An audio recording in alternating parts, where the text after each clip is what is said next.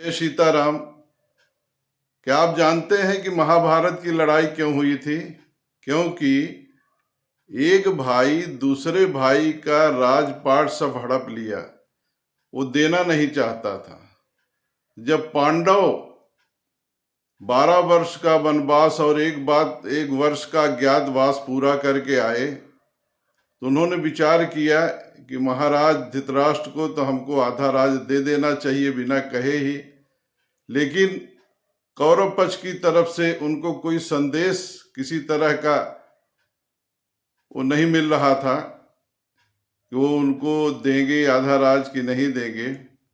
पांडवों ने सोचा कि चलो भगवान कृष्ण को शांति दूत बना करके कौरव के पास भेजा जाए और याचना किया जाए कि हमें भी हमारा राज वापस कर दें। श्री कृष्ण भगवान शांति दूत बनकर आए। भगवान हस्तिनापुर आए, पांडव का संदेशा लाए। क्या संदेशा लाते हैं कि दो न्याय अगर तो आधा दो, पर उसमें भी यदि बाधा हो तो दे दो केवल 5 ग्राम, रखो अपनी धरती तमाम, हम वही खुशी से खाएंगे, परिजन पर अन्न उठाएंगे। दुर्योधन वह भी दे न सका, आशीष बंधु का ले न सका, उल्टे हरि को बांधने चला, जो था असाध्य साधने चला। भगवान कृष्ण ने कहा कि न्याय तो यही है कि तुम उनको आधा राज्य लौटा दो। बीच में दुर्योधन बोल पड़ा कि हम उनको आधा राज्य नहीं देंगे, उनको तो वापस वनवास चले जाना चाहिए, क्योंकि वो अज्ञातवास में पहचान लिए गए हैं। भगवान श्री कृष्ण ने कहा कि मेरे पास एक और प्रस्ताव है, एक और मंत्रणा है। अगर आप आधा राज्य नहीं दे सकते तो दे दो केवल 5 ग्राम। आप पांडवों को 5 गांव ही दे दीजिए, उसी वो खुशी से खाएंगे। लेकिन वो लड़ाई नहीं करना चाहते जमीन के लिए, राज्य के लिए। दुर्योधन बोलता है कि सुचग्रम नैव दास्यामि बिना युद्धेन केशव। हे केशव, बिना युद्ध के मैं सुई के नोक के बराबर भी जमीन नहीं दूंगा। भगवान कृष्ण ने कहा ये तो बहुत बड़ा अधर्म है, अन्याय है। तुम्हारे भाई हैं, उनका पूरा अधिकार है। तो दुर्योधन बोलता, मैं अधर्म को जानता हूं। आप जिस अधर्म की बात करते हैं, मैं धर्म को भी जानता हूं, अधर्म को भी जानता हूं।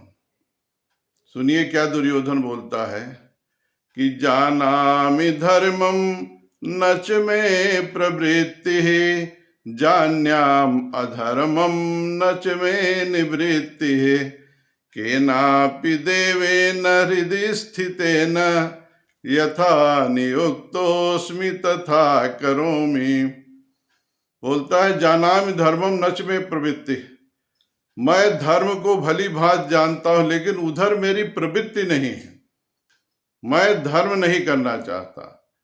जानामि अधर्मम नच में निवृत्ति। मैं अधर्म को भी जानता हूं, लेकिन उससे मेरी निवृत्ति नहीं हो रही। अर्थात मैं परवश होकर के अधर्म करने के लिए बाध्य हूं। फिर बहुत अच्छी बात बोलता है वो कि केनापि देवेन हृदि स्थितेन, यथा नियुक्तोस्मि तथा करोमि। हे केशव, मैं यही जानता हूं कि मेरे अंदर कोई एक शक्ति है, कोई एक देवता है, जो मुझे जिधर नियुक्त कर रहा है वही कार्य मैं कर रहा हूं। बड़ी ऊंची बात कही दुर्योधन ने। तो मैं अधर्म करने के लिए इसीलिए विवश हूं। अब आप सोचिए कि ये कोई शक्ति है। हर आदमी का इस धरती पर कार्य निश्चित है, वो आएगा, ये काम करेगा, ये काम करेगा, चला जाएगा। तो वो बोल रहा है कि मुझे भी अधर्म करने के लिए ही इस धरती पे भेजा गया है। देवता मेरे अंदर बैठा, वही मेरे से अधर्म करवा रहा है। अब यहां आप सोचिए कि दुर्योधन ने तो खाली एक देवता की बात कही।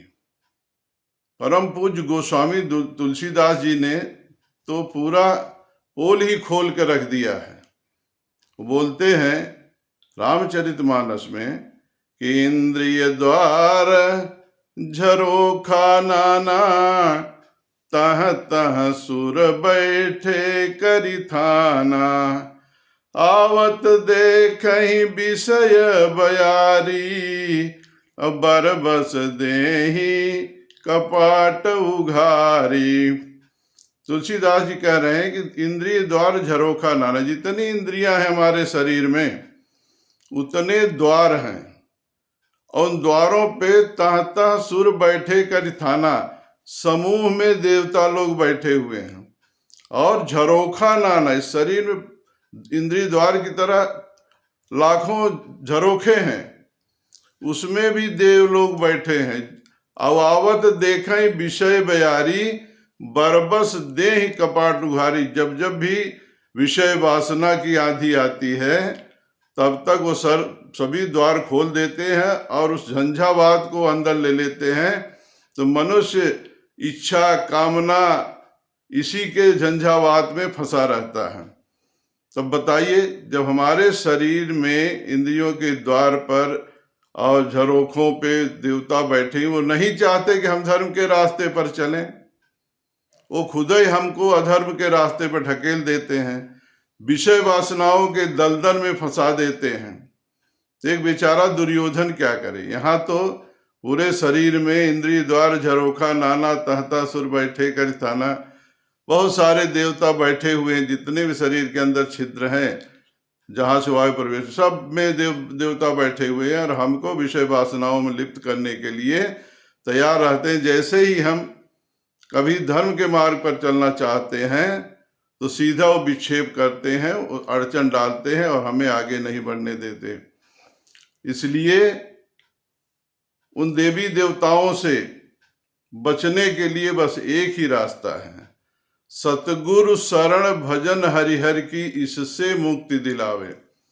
किसी सतगुरु की खोज कर लें और भगवान के शरणागत हो जाए, उनकी भक्ति करें, क्योंकि भक्ति में वो शक्ति होती है जो हर विघ्न बाधाओं को पार करे। चाहे देवता लोग विघ्न बाधा उत्पन्न करें, चाहे मानव लोग, मनुष्य लोग विघ्न बाधा उत्पन्न करें, सारे विघ्न बाधाएं दूर हो जाती हैं। इसलिए सद्गुरु की शरण में आइए और भगवान का भजन कीजिए, उनका सुमिरन कीजिए, सद्गुरु के आदेश के अनुसार अपना कल्याण कीजिए। जय जय सीता।